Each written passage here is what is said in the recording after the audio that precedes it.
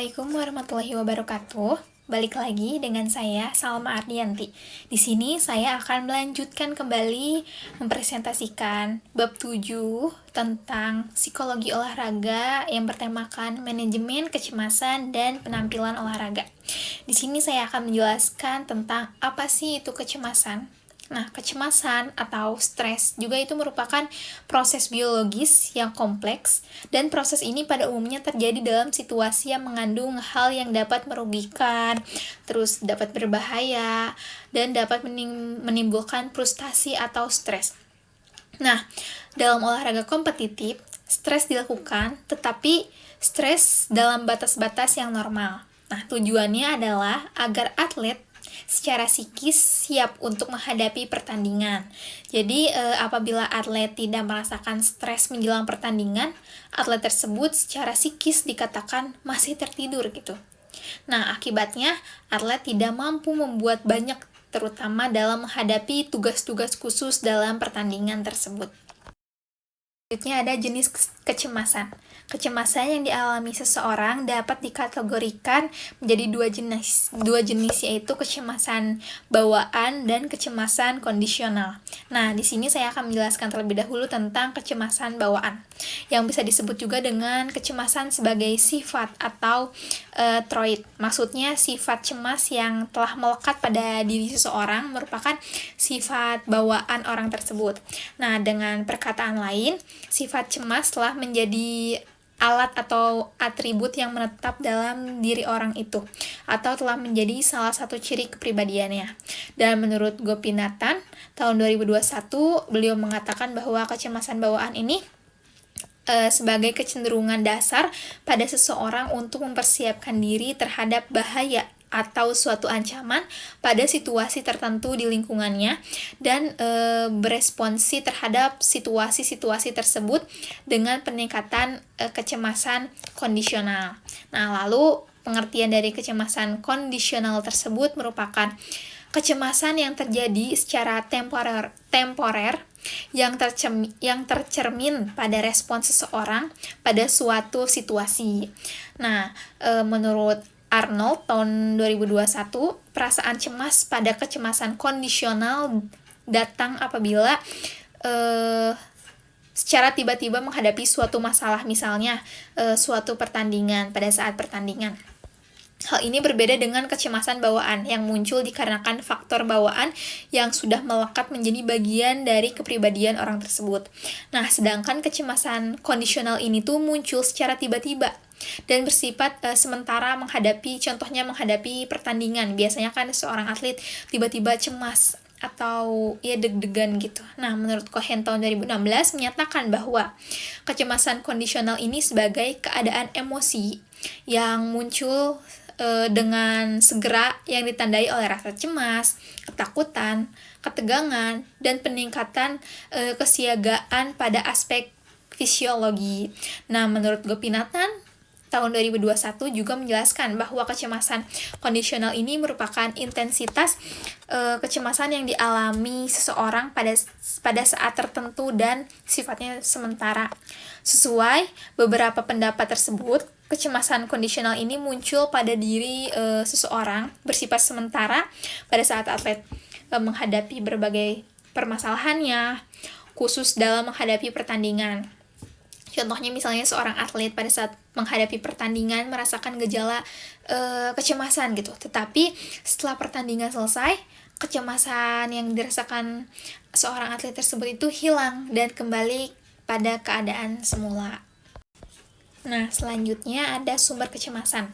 Nah, sumber kecemasan ini dapat dibedakan ke dalam dua sumber, yaitu sumber yang bersifat situasional dan personal.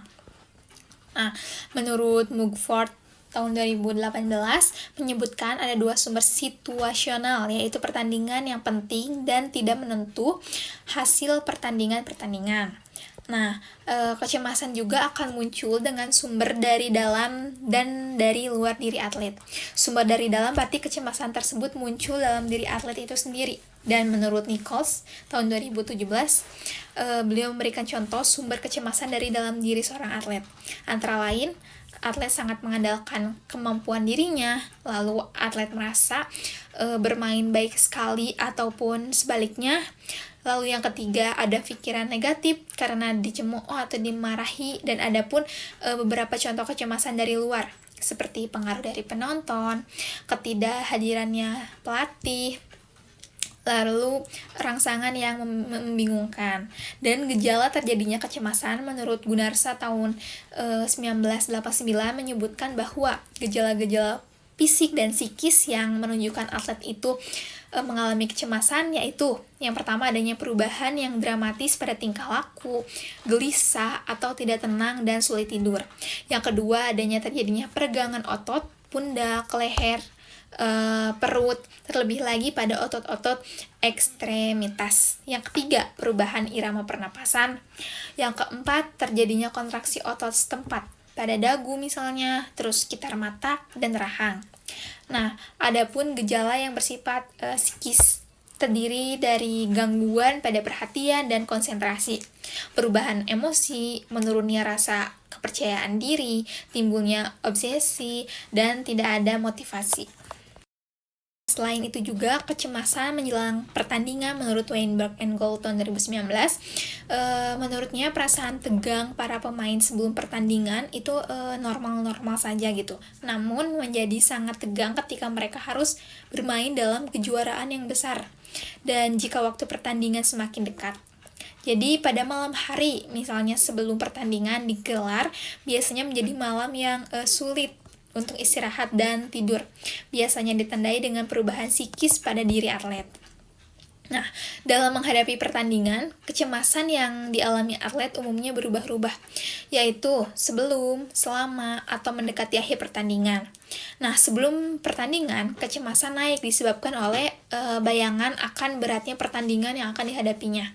Nah, kalau misalnya selama pertandingan berlangsung, tingkat kecemasan biasanya menurun karena atlet sudah mulai bisa menyelesaikan dirinya dengan situasi pertandingan.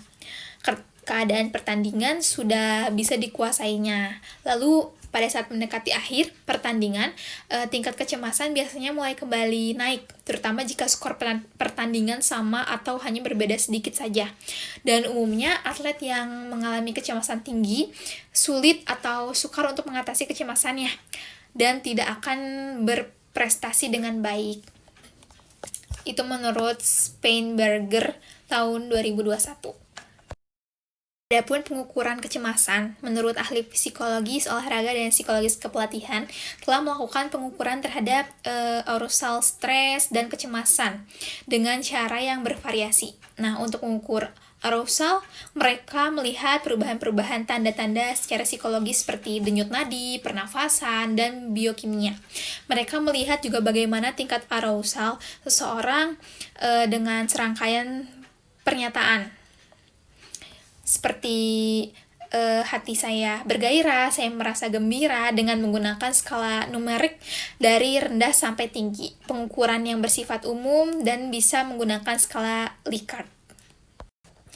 Nah, setelah kita mengenali dan mengetahui gejala-gejala kecemasan pada diri atlet, langkah berikutnya adalah menentukan cara, teknik, atau metode untuk menanggulanginya gitu, atau disebut dengan manajemen kecemasan. Menurut Gunarsa tahun 1989 menyebutkan ada 3 teknik yang bisa dilakukan oleh para pelatih untuk mengendalikan kecemasan atlet. Yang pertama ada fokus perhatian. Lalu yang kedua ada pengaturan pernafasan. Yang ketiga ada latihan relaksasi otot.